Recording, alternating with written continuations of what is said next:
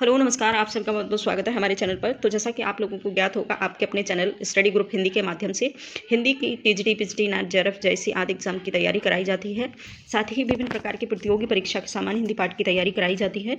जो लोग चैनल पर नए हैं उनको सब्सक्राइब जरूर करें, वीडियो अच्छे लगे लाइक शेयर जरूर करें, साथ में बेल आइकन प्रेस करें जिससे कि मेरा जो भी नया वीडियो आए उसका नोटिफिकेशन सबसे पहले आप तक पहुँचे।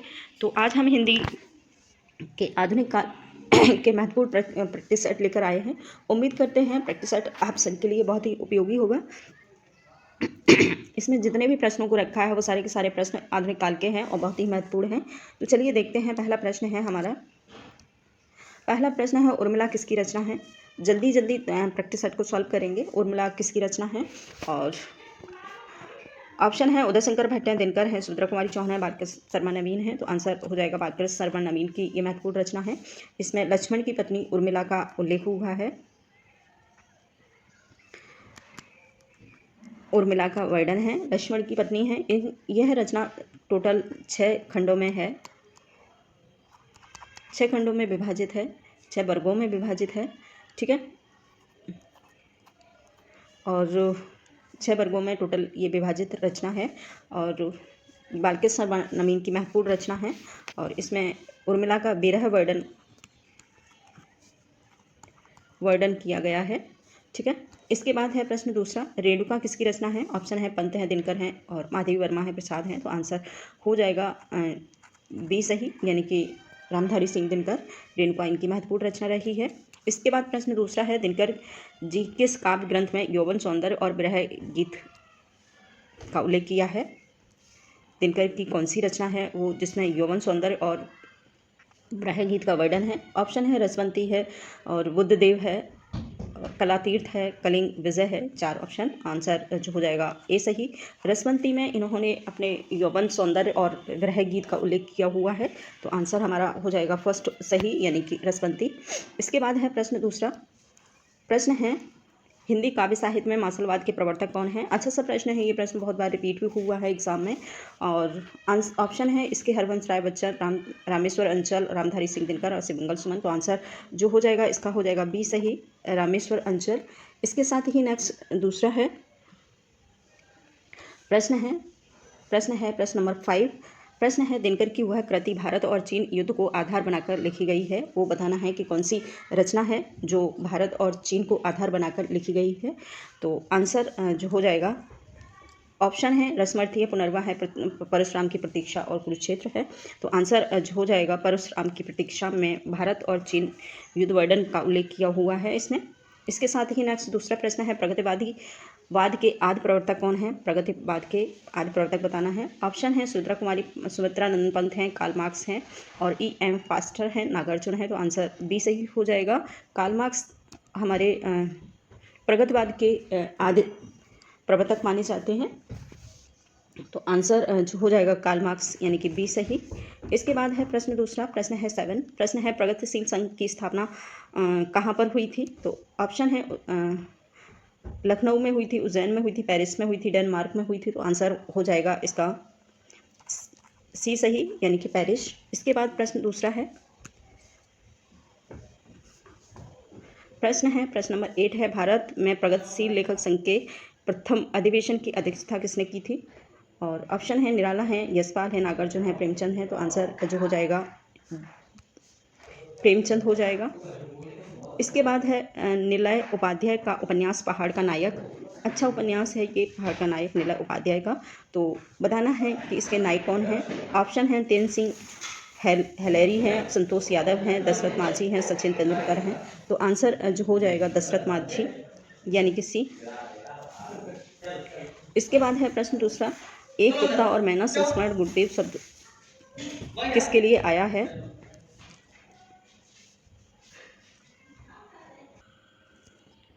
9 का आंसर हो जाएगा दशरथ माझी। दशरथ माझी की ये रचना है, पहाड़ उपन्यास है इनका ये। दूसरा प्रश्न है, एक कुत्ता और मैना संस्मरण में गुरुदेव शब्द किसके लिए आया है। एक कुत्ता और मैना संस्मरण है, इसमें गुरुदेव शब्द जो आया है वो किसके लिए है। आचार्य द्विवेदी के लिए है, या फिर आचार्य चित्त मोहन सेन के लिए है, रविंद्रनाथ टैगोर के लिए, या फिर महात्मा गांधी के लिए है। तो आंसर जो हो जाएगा इसका हो जाएगा सी सही, यानी कि रविंद्रनाथ टैगोर के लिए इन्होंने गुरुदेव शब्द का उल्लेख किया है। तो आंसर हो जाएगा सी सही। इसके बाद है प्रश्न गोरा उपन्यास। गोरा उपन्यास बताना है किसका है। ऑप्शन है महादेव वर्मा का है, गुरुदेव टैगोर का है और भीष्म साहनी कमलेश्वर का है। तो आंसर इसका जो हो जाएगा वो हो जाएगा 11 का गुरुदेव टैगोर, बी सही। ठीक है, इसके बाद है नेक्स्ट दूसरा प्रश्न। प्रश्न है कितने कटघरे उपन्यास किसका है। ऑप्शन है कमलेश्वर का है, रजनी गुप्त का है या फिर रविंद्र कालिया का है, ममता कालिया का है। तो आंसर जो हो जाएगा वो हो जाएगा बी सही, रजनी गुप्त का महत्वपूर्ण उपन्यास है ये कटघरे। हो सके तो इसे स्टार लगा के नोट कर लें क्योंकि बहुत बार ये प्रश्न रिपीट हुआ है एग्जाम में। इसके बाद है नेक्स्ट दूसरा प्रश्न, पंचपनवेश्वर कहानी किसकी है। तो आंसर ऑप्शन है उषा प्रियंवदा की, राघव राघव की, यशपाल की या फिर जनन की है। तो आंसर जो हो जाएगा इसका 13 का वो हो जाएगा राघव राघव।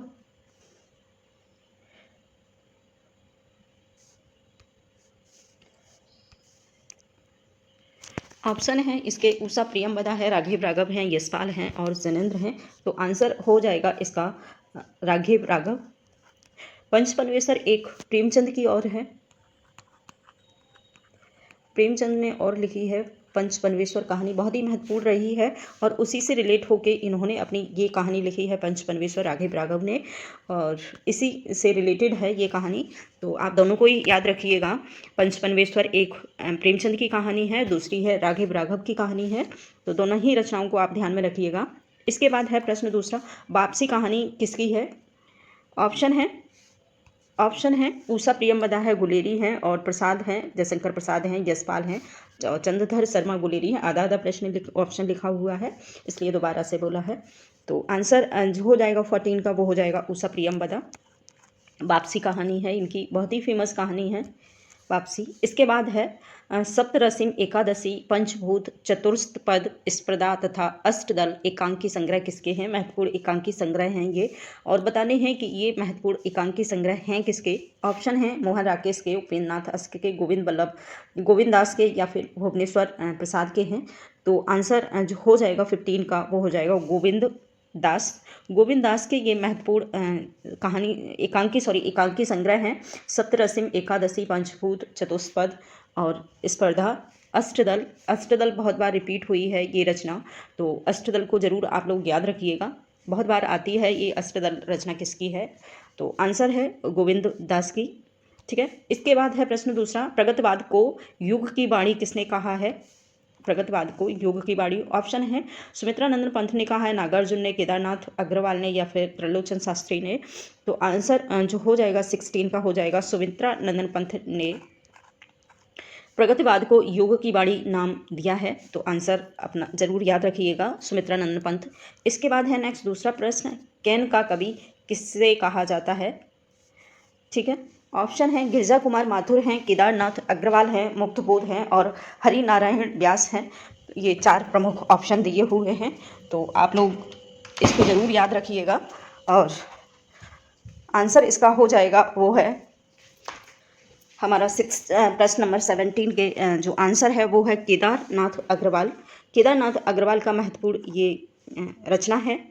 ठीक है, बी सही, केदारनाथ अग्रवाल। केन का कवि हमने रचना बोल दिया है, उनके उपनाम हैं। तो केन का कवि कहा जाता है केदारनाथ को, और केदारनाथ यानी कि के से ऐसे करके और नाथ से ना ऐसे करके इनको लिया जाता है, इसी के आधार पर इनका उपनाम बना दिया है केन का कवि। ठीक है, तो आंसर जो हो जाएगा वो हो जाएगा बी सही, केदारनाथ अग्रवाल।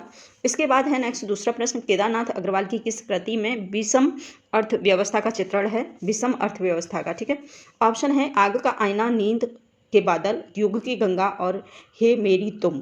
तो आंसर जो हो जाएगा 18 का हो जाएगा युग की गंगा में है विषम अर्थव्यवस्था का चित्रण किया है इन्होंने।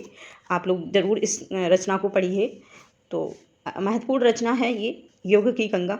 तो आंसर हो जाएगा सी सही। इसके बाद है नेक्स्ट दूसरा प्रश्न, बसंत में प्रसन्न हुई पृथ्वी कविता रचना किसकी है।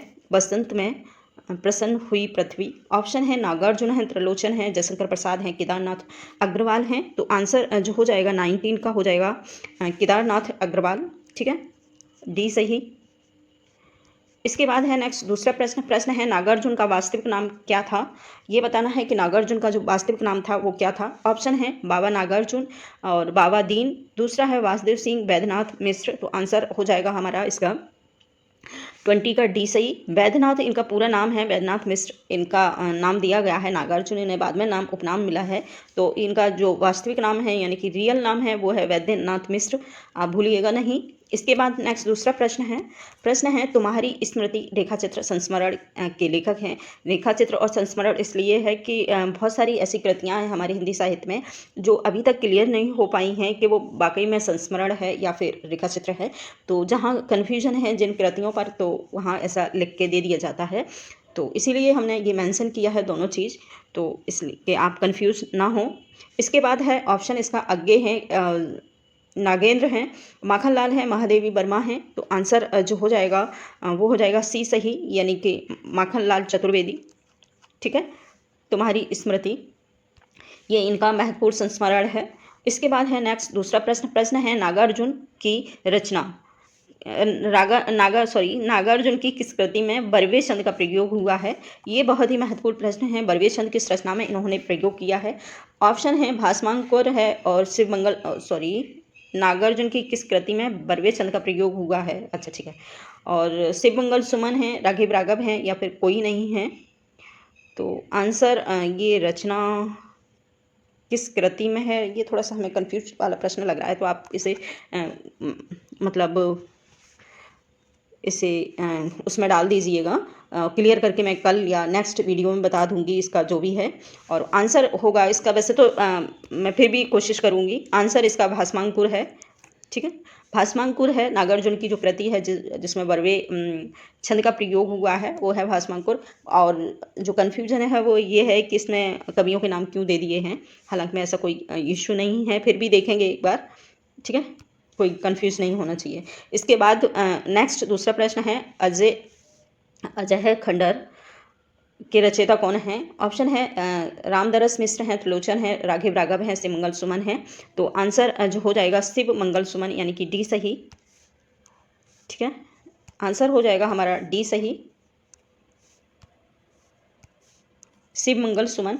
और आखिरी प्रश्न है नेक्स्ट दूसरा प्रश्न है निराला का बादल राग कविता का संबंध बताना है किस से है। छायावाद सौंदर्य से है, प्रगतिवादी चेतना से है, प्रयोगवाद चेतना से, या फिर प्रकृति सौंदर्य से है। तो निराला का जो रचना है बादल राग, उसमें मोस्टली जो चर्चा हुई है वो प्रगतिवाद की चेतना से रिलेटेड चर्चा इन्होंने की है। उसमें प्रगतिवाद का उल्लेख हुआ है, प्रगतिवादी चेतना का उल्लेख हुआ है। तो आंसर हमारा हो जाएगा बी सही। तो आज इतना ही, नेक्स्ट हम दूसरे वीडियो के साथ फिर आएंगे होंगे और महत्वपूर्ण होंगे आप सभी के लिए। तो चलिए बिना कुछ देरी करते हुए हम इन प्रश्नों को अटेम्प्ट करेंगे और देखेंगे प्रश्न कौन से महत्वपूर्ण हैं। और सभी से रिक्वेस्ट है वीडियो को लास्ट तक ज़रूर देखिएगा, क्योंकि अगर प्रश्नों को छोड़ देंगे और तो आपका नुकसान होगा और आप सही से उन प्रश्नों को नहीं सॉल्व कर पाएंगे, क्योंकि आपके लिए ये प्रश्न बहुत ही एग्ज़ाम के आधार पर ही बनाए गए हैं। इनका जो आधार है बिल्कुल सेम एग्ज़ाम का आधार रखा हुआ है, ना कि एक प्रैक्टिस सेट मात्र।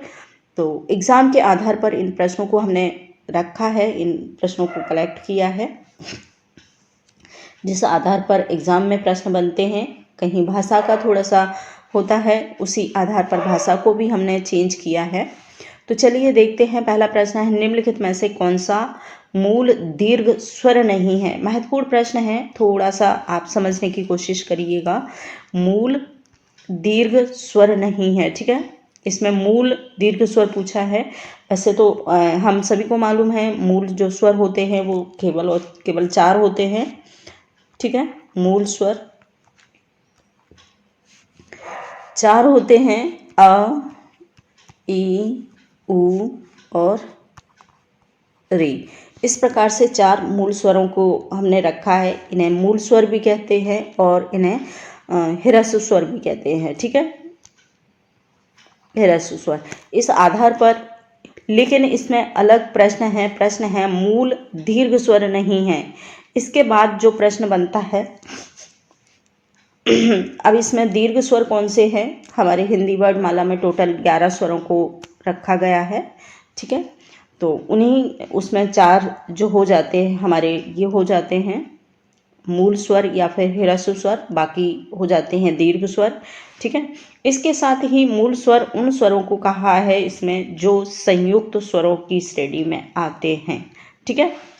जैसे ओ, औ, ए और ऐ, ठीक है। ये 4 जो स्वर हैं वो मूल दीर्घ स्वर नहीं माने जाते हैं, ये संयुक्त स्वर माने जाते हैं। और इसी आधार पर इसका जो प्रश्न है, आंसर है, वो है सी सही, ठीक है। जो ओ है वो एकदम राइट आंसर है। इसके बाद नेक्स्ट दूसरा प्रश्न है, हिंदी में ध्वनियाँ कितने प्रकार की होती हैं? अब थोड़ा सा देख के हमें कंफ्यूज हो जाएगा कि भैया हमने ध्वनियाँ तो हिंदी में नहीं पढ़ी हैं और ये कौन सा प्रश्न बन गया है। लेकिन कॉमन सा प्रश्न है, केवल भाषा ही थोड़ा सा अंतर है भाषा का, तो समझने की कोशिश करिएगा, ठीक है। ऑप्शन है 2 है, 4 है, 5 है और 6 है। 4 ऑप्शन है, तो आंसर जो हो जाएगा हमारा 2 सही हो जाएगा, स्वर और व्यंजन, ठीक है।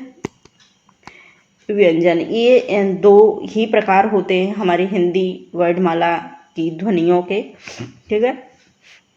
तो स्वर और व्यंजन राइट आंसर हमारा हो जाएगा ये सही, ठीक है। इसके बाद है नेक्स्ट दूसरा प्रश्न है मात्रा के आधार पर स्वर कितने प्रकार के होते हैं? महत्वपूर्ण प्रश्न है। मात्रा के आधार पर, वैसे तो मूल रूप से देखा जाए कि स्वरों को जो विभाजन है 2 भागों में हुआ है, 2 भागों में हुआ है। वो है मूल स्वर, सॉरी, 2 भागों में हमारे जो वर्णमाला का विभाजन हुआ है 2 भागों में हुआ है। एक है मूल स्वर या फिर ह्रस्व स्वर, दूसरा है दीर्घ स्वर। ये 2 प्रकार से हमारी जो भाषा में स्वरों का विभाजन है 2 प्रकार से हुआ है, लेकिन मात्रा के आधार पर करते हैं तो कहीं ना कहीं 3 भागों में बांटते हैं इसको, ठीक है।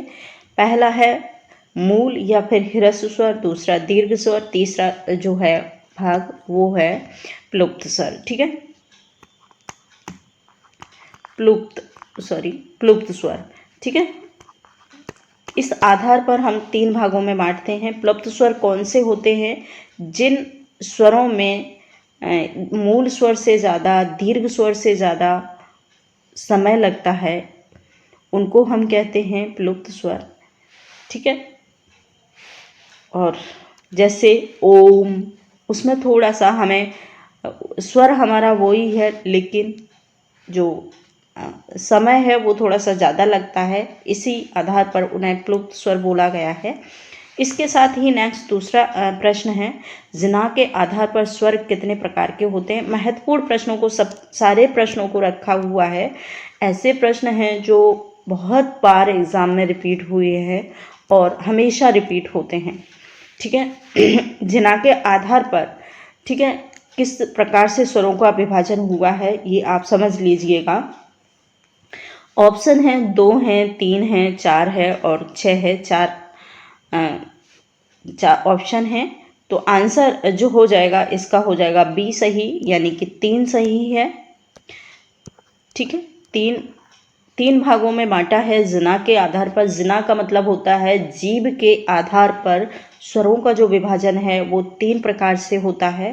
पहला है अग्र स्वर, दूसरा है मध्य स्वर और तीसरा है पश्च स्वर, ठीक है। इस आधार पर हम जिना स्वरों का विभाजन किया है जिना के आधार पर, तो आप लोग समझिएगा, ठीक है। इसके बाद नेक्स्ट दूसरा प्रश्न है, अगर इस प्रश्न को समझाने बैठेंगे तो सारा का सारा टाइम जो है एक प्रश्न में ही निकल जाएगा। लेकिन अभी आप इतना ही समझिएगा, हमने एक वीडियो बनाया है जिसमें हमने जना के आधार पर और कंठ के आधार पर सारे के सारे जो हमारे स्पर्श व्यंजन हैं, स्पर्श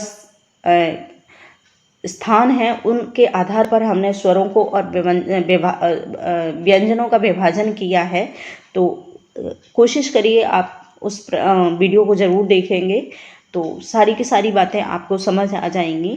लेकिन यहाँ प्रश्न इतना ही समझिएगा कि जना के आधार पर स्वरों का विभाजन 3 प्रकार से हुआ है, अग्र स्वर, मध्य स्वर और पश्च स्वर। ठीक है, इसके बाद नेक्स्ट दूसरा प्रश्न बनता है। प्रश्न है, एक से अधिक वर्डों के मेल को क्या कहते हैं। ठीक है, जहाँ पर एक से अधिक वर्ड मिलते हैं उन्हें क्या कहते हैं, अक्षर कहते हैं, स्वर कहते हैं, शब्द कहते हैं या फिर व्यंजन कहते हैं। तो आंसर जो हो जाएगा वो हो जाएगा डी सही, व्यंजन। व्यंजन हमेशा किसी 2 वर्डों के मेल से ही बना है, क्योंकि का अगर हम कहेंगे तो इसमें 2 हैं, का प्लस आ। कोई भी हम हिंदी विभाजन का वर्णमाला का वर्ड लेंगे उसमें सब में मेल से ही बने हैं, किसी न किसी के मेल से बने हुए हैं। तो आप समझिएगा कि मेल को कहते हैं। ठीक है, एक से अधिक मेल को क्या कहते हैं, तो वो व्यंजन है। स्वर अपने आप में स्वतंत्र माने गए हैं, इन्होंने किसी की सहायता से नहीं बोले जाते हैं स्वर, और इन्हें स्वतंत्र रूप से अलग किया गया है। व्यंजन लेकिन हमेशा स्वरों की सहायता से बोले जाते हैं। ठीक है, इसके बाद है प्रश्न नंबर 6, ई चा छा जा झा आदि उच्चारण किससे होते हैं। आदि जो वर्ड हैं इनका उच्चारण किस स्थान से होता है, ये हमको बताना है। ऑप्शन है, कंठ से होता है, मूर्धन से होता है, ओष्ठ से होता है या फिर तालव्य से होता है। तो आंसर जो हो जाएगा वो हो जाएगा डी सही, तालव्य से ही ई चा छा जा झा और या ये व्यंजन हैं, सारे के सारे तालव्य व्यंजन हैं। और इसका एक सूत्र है, सूत्र भी आप याद रखिएगा, ई चू ई शा ईशा नाम तालव्य। ठीक है, तालु, ईजु ईशा नाम तालु। इस प्रकार से इस सूत्र को अगर हम याद करेंगे तो जो तालव्य व्यंजन के जितने भी वर्ड हैं, जितने भी स्वर हैं, जितने भी व्यंजन हैं, सारे के सारे आ जाते हैं। ई से आता है हमारा ई और ई दोनों हो। चा से आता है चा वर्ड के सारे व्यंजन। ठीक है, और शा से ये शीटी वाला सा आ जाता है, और ये इसके साथ ही ये आते हैं ईचू ईशा नाम तालु।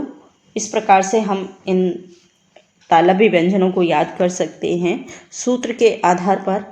तो आंसर हमारा जो हो जाएगा डी सही हो जाएगा, तालव्य। ठीक है, इसके बाद प्रश्न है हमारा 7।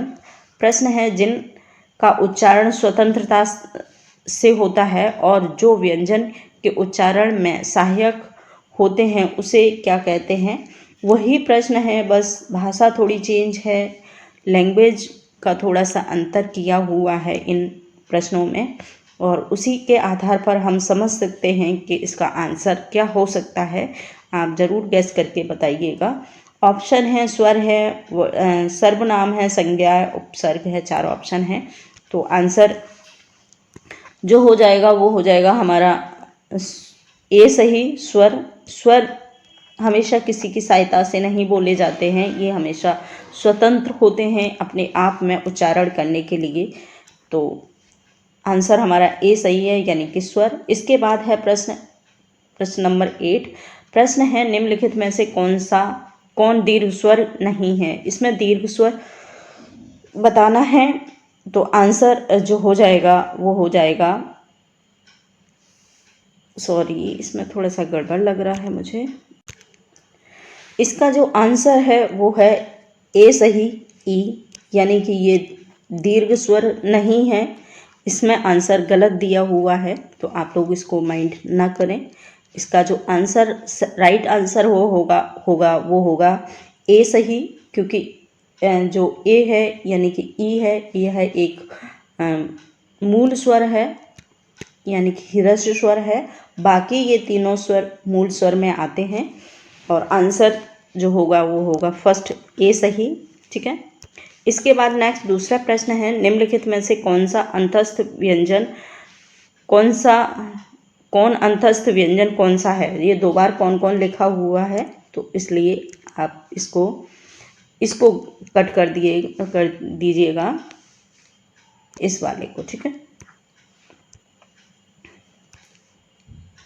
अंतस्थ व्यंजन कौन सा है तो समझ सकते हैं आप लोग।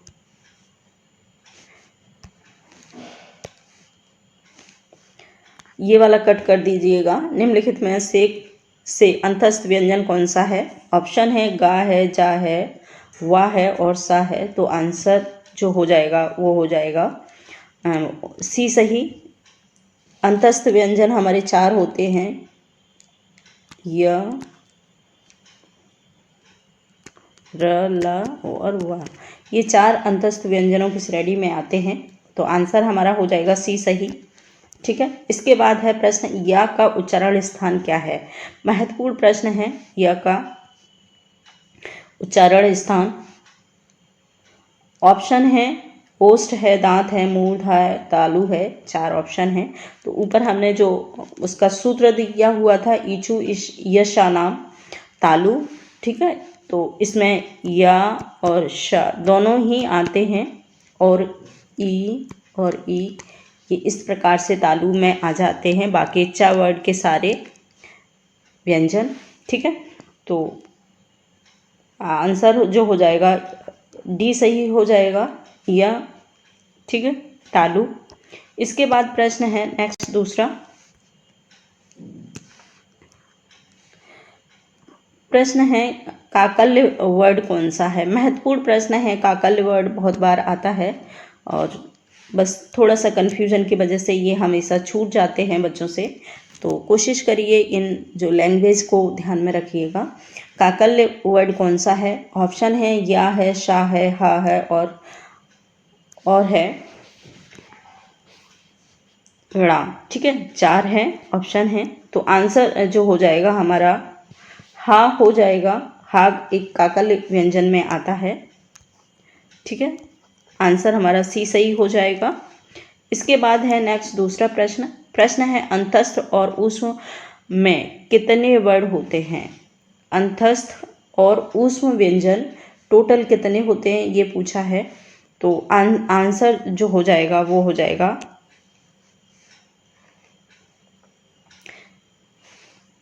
अंतस्थ व्यंजन हमारे चार होते हैं, य, र, ला और व। ठीक है, ऊष्म व्यंजन भी हमारे चार होते हैं, वो होते हैं श, श और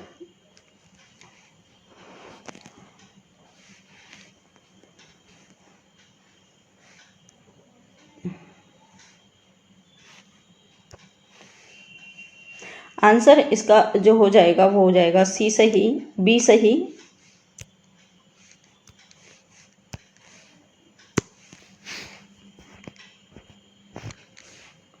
यानी कि आंसर हो जाएगा हमारा सी सही 8। चार हमारे संयुक्त व्यंजन होते हैं और अंतस्थ व्यंजन होते हैं, और चार होते हैं हमारे ऊष्म व्यंजन। ऊष्म व्यंजनों में तीनों हमारे शा आ जाते हैं, शा, शा और ह। इस प्रकार से ऊष्म व्यंजन हो जाता है हमारे चार ये और चार ये। आंसर हो जाएगा हमारा 8। ठीक है, इसके बाद नेक्स्ट दूसरा प्रश्न है ऊष्म व्यंजन कौन सा है। महत्वपूर्ण प्रश्न है, ऊष्म व्यंजन कौन सा है ये बताना है। ऑप्शन है हा है, ला है, मा है और जा है। तो ऊपर हमने बताया है कि आंसर हमारा हो जाएगा हा सही।